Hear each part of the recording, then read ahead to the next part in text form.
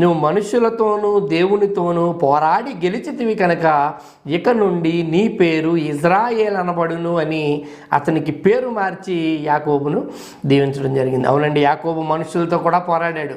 20 సంవత్సరాలు తన జీవితంలో ఎన్నో పోరాటాలు. అతని యొక్క జీతము అనేక సార్లు మార్చివేయబడింది. మావ మోసం చేశాడు. అతని యొక్క పెళ్లి విషయంలో కూడా అతడు మోసపరచబడ్డాడు. అంతేకాకుండా అతని యొక్క జీతభత్యాలను అనేక సార్లు మార్చి అతడి శ్రమకు తగిన ఫలితము లేకుండా యాకోబు అనేక సార్లు అతన్ని మోసం చేయడం జరిగింది. 20 సంవత్సరాలు ఎన్నో అవమానాలను ఎదుర్కొన్నాడు, నిందలను ఎదుర్కొన్నాడు. నిజమైన దేవునికి బిడ్డగా కూడా ఉన్న యాకోబు ఆ దేవుని వైపు చూడకుండా ఎన్నో కష్టాలు ఎదుర్కోవటం జరిగింది. చివరకు 20 ఏళ్ల పోరాటము తర్వాత దేవుడి సహాయంతో ఆ మనుష్యులతో అతడు గెలిచి కనాను దేవుడు ఎన్నుకున్న దేశం వైపు అతడు పరుగులు పెట్టుచుండగా దేవునితో పెనుగులాడి అట్లా మనుషులతో పెరుగులాడి అట్లా దేవుని